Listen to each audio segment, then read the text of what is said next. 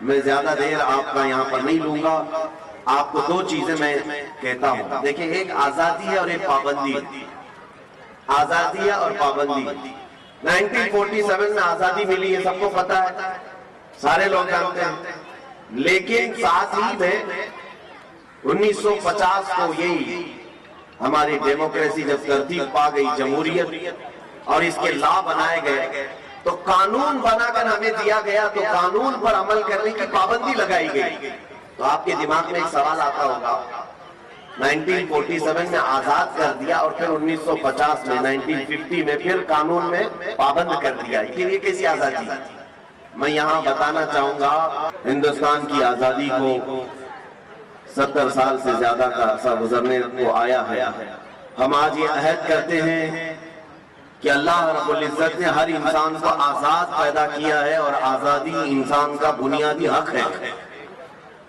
غلامی میں جینا کسی انسان کے لیے نہیں ہے. اسی لیے ہم غلامی کے خلاف لڑتے رہے. 90 سال کی جنگ کے بعد ہندوستان میں 1857 سے لے کر 1947 تک، 1857 سے لے کر 1947 تک 90 سال کی ایک عظیم جنگ کے بعد، بڑی محنتوں کے بعد، یہ لہلاتا ہوا چمن آج ہمیں دکھ رہا ہے. اور ہندوستان کی اس آزادی میں 100-200 کا نہیں، ہزاروں کا خون بہا ہے. اور ان کے خون کے بعد، ان کی قربانیوں کے بعد یہ آج پرچم سر بلند ہے ہندوستان کا. میرے عزیزوں، اس آزادی کو برقرار رکھنا ہر ہندوستانی کا حق ہے. دوبارہ ہندوستان کسی کی غلامی میں نہ جائے، اس کا عہد ہم ہر سال کرتے ہیں. ہم یہ چاہتے ہیں کہ ایک 200 سالہ غلامی کی زندگی انگریزوں کی جینے کے بعد ہندوستان پر دوبارہ کبھی ایسی نوبت نہ آئے کہ پھر ہمارے درمیان کچھ لوگ حکومت کریں اور کچھ لوگ غلامی کریں. نہیں، ہم کبھی یہ نہیں چاہتے. ہندوستان آزاد ملک ہے.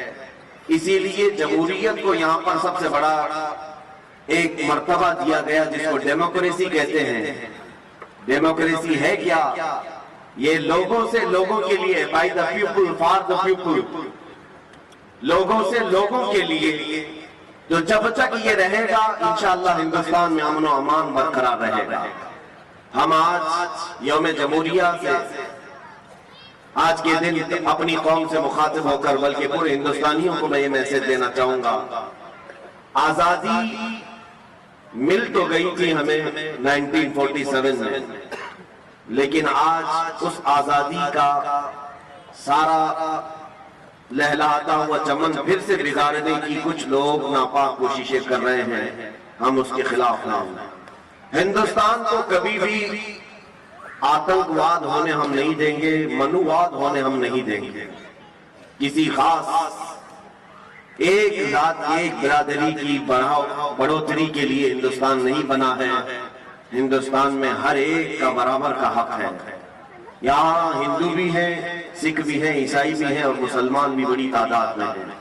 ہم بار بار اس چیز کا عہد کرتے ہیں. یہاں 1000 سال پرانی مندریں بھی ہیں، کئی 100 سال پہلے کی یہاں چرچ بھی ہیں، اور یہاں پر گرودوارے بھی ہیں. اسی طرح 700 اور 800 سال پہلے کی ہماری مسجدیں اور مزارات بھی موجود. ہندوستان اپنے سینے میں ایک بہت بڑی تاریخ لیا ہوا ہے. اس لیے پوری دنیا مل کر ہندوستان کو مٹانا چاہے، یہ مشکل بات ہے. کچھ تو بات ہے کہ مٹتا نہیں نام و نشان ہمارا. میرے عزیزوں، اسی لیے اقبال نے کہا تھا، یونان و مصر اور روما سب مٹ گئے جہاں سے، باقی مگر ہے اب تک نام و نشان ہمارا. اور ہم بھول بھلے ہیں اس کی، یہ گلستاں ہمارا. اس لیے آج میں ہر ایک سے یہ اپیل کروں گا کہ آپ ہندوستان کے لا کو پڑھیں، قوانین کو جانیں، تاکہ آپ غیر قانونی کوئی کام نہ کریں اور اپنے سامنے کسی کو غیر قانونی کام کرنے بھی نہ دیں. یہ کب ہوگا؟ جب ہر ہندوستانی کو معلوم ہو کہ میرے ہندوستان کے لا کیا ہیں، مجھے یہاں پر جینے کے ادھیکار کیسے دیے گئے ہیں. ایک بڑی بات ہے، ابھی دلی میں ایک صاحب کے ساتھ ہم بیٹھے ہوئے تھے، ان سے پوچھ رہے تھے کیا حالات چل رہے ہیں. کچھ بھی نہیں خبر ہے. وہ راجستھان کے رہنے والے، किसी बात की खबर नहीं, दिल्ली में क्या चल रहा है क्या नहीं है, ना किसी प्रोटेस्ट की खबर है, ना वहां के इलेक्शन की खबर है, कुछ भी खबर नहीं। ठीक है, कोई बात नहीं। हमने ये भी पूछा कि आप हिंदुस्तान में रह रहे हो कि नहीं रह रहे हो? सिर्फ हम खाना पकाना और अपनी ड्यूटी वाला इतना ही। मेरे अजीजों, हिंदुस्तान में रहने के साथ साथ आप सबको ये भी मालूम होना चाहिए कि हमारे यहाँ जीने के लिए क्या अधिकार हमें दिए गए हैं, कैसी आजादी हमें दी गई है, हमारे लिए कैसे लॉ दिए गए हैं, यह हर एक शहरी को जानना इसका हक है। और जब आप अनपढ़ रहेंगे तो कोई भी आपको कानून के नाम पर डराएगा, धमकाएगा। इसलिए सबसे पहले हमें एजुकेशन की जरूरत है, तालीम की जरूरत है। मैं ये नहीं कहता कि सारे लोग लॉ पढ़ना शुरू कर दें, सारे कॉलेजेस में लॉ हर एक इंसान, हर एक शहरी, हर हिंदुस्तानी वो अपने तौर पर फर्दन चाहे तो नेट के जरिए से भी पढ़ सकता है हिंदुस्तान का संविधान क्या है। जब आपको मालूमात होगी तो आप संघर्ष कर सकेंगे और मुकाबला कर सकेंगे। जैसे कि आज हो रहा है, बहुत सारे लोग किसी भी कानून के मुतालिक विरोध पर उतरे हुए हैं तो उन्हें खुद पता नहीं है, कुछ लोग समर्थन के लिए उतरे तो उनको भी पता नहीं है। तो ये तमाम चीजें जहालत के साथ जो काम होता है उसका कोई नतीजा नहीं होता। सबसे पहले आपको उसकी मालूमात हासिल करनी चाहिए, इंफॉर्मेशन लेनी चाहिए कि मैं किसके समर्थन में उतर रहा हूं और मैं किसके विरोध में उतर रहा हूं। बहरहाल हिंदुस्तान एक बहुत बड़ी कुर्बानियों के बाद हमें मिला हुआ है। तकरीबन 90 साल यहाँ पर मुसीबतें उठाई हैं, जिसमें तकरीबन 30,000 उलमाए किराम शहीद हुए थे। 1947 तक 30,000 उलमाए किराम, बल्कि तारीख में ये भी है दिल्ली से लेकर कश्मीर तक तकरीबन रास्ते के हर झाड़ पर, हर दरख्त पर एक आलिम की लाश लटकाई जाती थी। जो आजादी का नारा लगाए उसे कत्ल कर दिया जाता था, अंडमान निकोबार जेल भेज दिया जाता था। कई उलमा, कई लोग पूरी जिंदगी वहां पर काला पानी की सजा काटकर खत्म भी हो गए। मेरे अजीजों, उन लोगों की कुर्बानी रायगा न जाए। आज हमें ये आजाद हिंदुस्तान मिला है तो इसकी कदर करें। यहाँ पर मैं हिंदू मुस्लिम सारे तमाम बिरादरियां जितनी हिंदुस्तान में हैं, सबसे यही कहूंगा कि आपस में इत्तेहाद और इत्तेफाक को बरकरार रखने ही में हिंदुस्तान की भलाई है, वरना हिंदुस्तान की तरक्की फिर 50 साल पीछे चली जाएगी। अगर हम आपस के फसादात राइट्स करते हैं, आपको मालूम नहीं है किसी भी शहर में अगर फसाद होता है, राइट्स होते हैं, वहां जो तबाही होती है उस शहर को दोबारा स्टैंड होने के लिए फिर से 10-15 साल लग जाते हैं। जितने घर टूटे, जितनी बर्बादियां हुई, दोबारा सही होने के लिए उसे 10-15 साल लग जाते हैं। इसी तरह हिंदुस्तान में अगर ये मजहबी तौर पर फसादात हुए तो इसका नुकसान पूरा मुल्क को होगा। मुल्क फिर 50 साल पीछे चला जाएगा और फिर इसको तरक्की करते करते एक जमाना चला जाएगा। इसलिए जो हिंदू हैं वो भी समझ लें, जो सिख हैं और ईसाई हैं, जो भी हिंदुस्तान में जी रहे हैं, वो सब समझ ले कि हिंदुस्तान गंगा जमनी तहजीब का एक मुल्क है। यहाँ आफियत और भलाई इसी बात में है कि ना तुम उन्हें छेड़ो ना हम तुम्हें छेड़े, या किसी भी तरह के ये भेदभाव के मामलात ना हो।